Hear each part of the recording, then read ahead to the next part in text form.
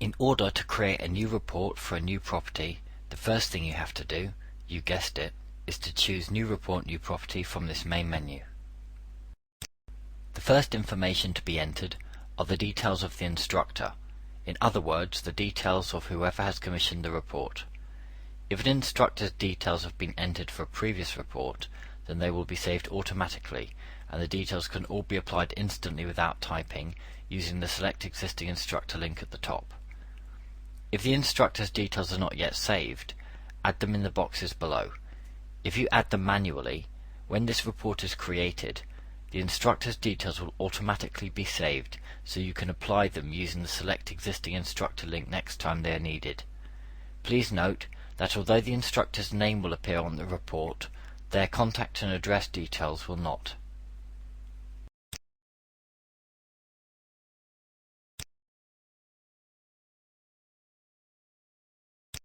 This is where you choose which of your templates you'd like to use for the report. Any number of templates can be set up and customized to create your own look, with your own branding, terms, etc.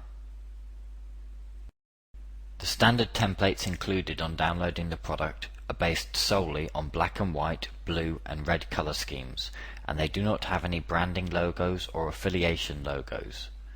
For information on how to create new templates, please view the videos in our template videos section.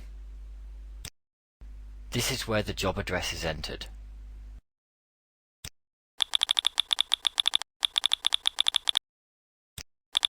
The number of bedrooms may be specified here.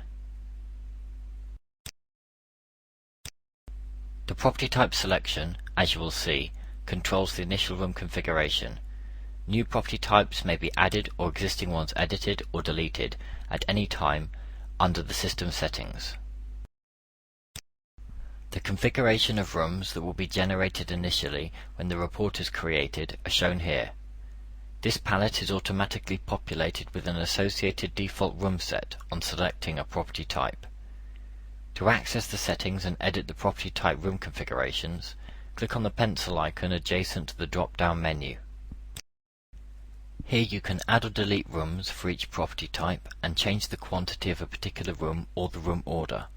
To see more on this, please view the videos on editing property types under the Settings video section. However, in order to alter the configuration of rooms for the current report, note that you can easily add rooms,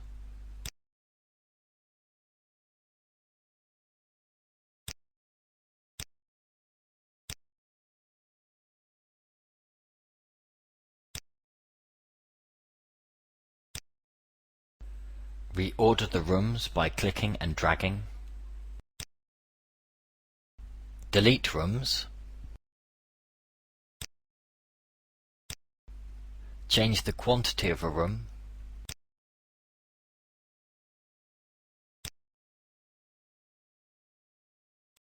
or swap a room name here. The alternative room names available from these drop-down menus can be configured in the settings. Don't worry about getting all this 100% correct before report creation. There are also ways of editing the room configuration after the report has been set up. The decor selection controls any descriptions that are automatically applied to items upon report creation. As with the property types, new decor types may be added or existing ones edited or deleted at any time. The items shown here are those which have had a description associated with them for the currently selected decor. This means that if they are included in a room's default item set, they will automatically have the description shown here assigned to them on report creation. You can edit or delete these default descriptions here before the report is created. After the report has been created, these descriptions may then be deleted, replaced or edited in the same way as a description for any other item.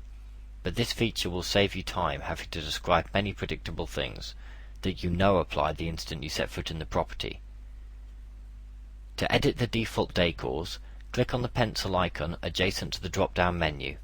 This will take you to the settings. Here, you can change the decor types by editing the items and descriptions assigned to a particular decor.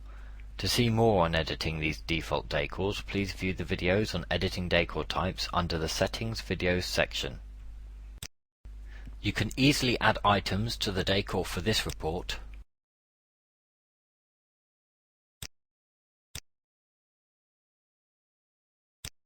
and you can edit the descriptions assigned to the items for this report as follows.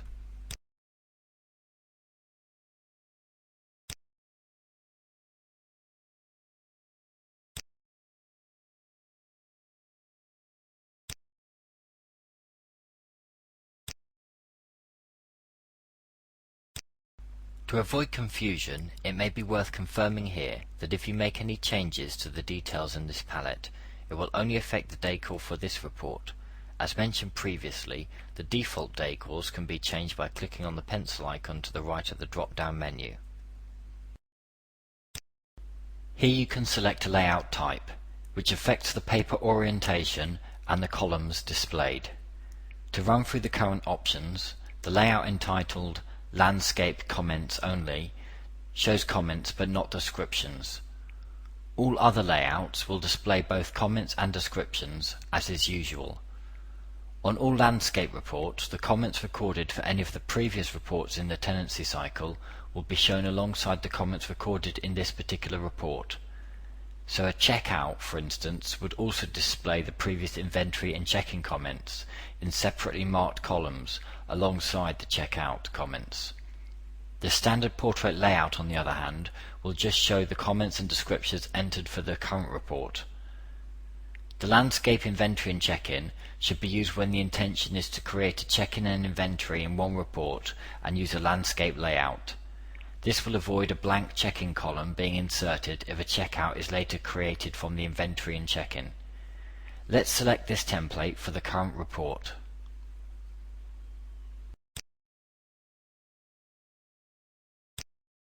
The report type is selected here. In this case, as we have chosen the special inventory and check-in layout, it makes sense to choose the inventory and check-in report type. Finally, click here to create your report. We are now looking at the property overview. You will note that the report details are shown at the very top and that the current room configuration is shown in the larger palette. The front garden is currently selected, and so it has a thin red frame around it. The items within the room or area are shown in the strip below, in this case representing the contents of the front garden. When a report has just been created, the only content of a room or area will be the items belonging to the room's default item set. The contents of a room's default item set can be changed in the settings. However, any number of items can be added to a room or deleted from a room later on the next screen. If we click on another room once, you will note that the item set shown below changes to reflect the contents of the room highlighted, which in this case was front garden and is now entrance and hallway. By clicking on the text symbol to the left of the contents window, you can view a list of the descriptions and comments that have been assigned to the selected room so far. Notice that the items which were associated with descriptions under the selected decor type already have descriptions assigned to them.